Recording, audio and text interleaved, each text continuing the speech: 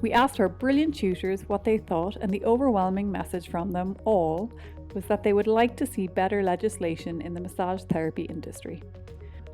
This would include laws being put into place to protect massage therapists, such as 1. Limiting the amount of massages employed therapists are doing daily, especially those working in spas.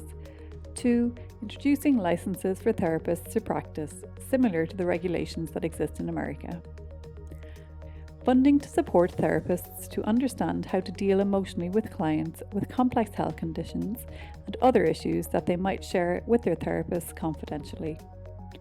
In addition, therapists should be provided with better training on no-hands massage and better posture through their employers. Regular massages should also be encouraged, which is great for CPD and maintaining best practice in-house.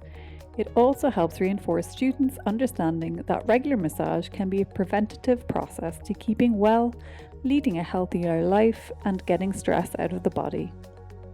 Many companies promote wellness and well-being because it is a buzzword, but they're not promoting the well-being of their staff by supporting them.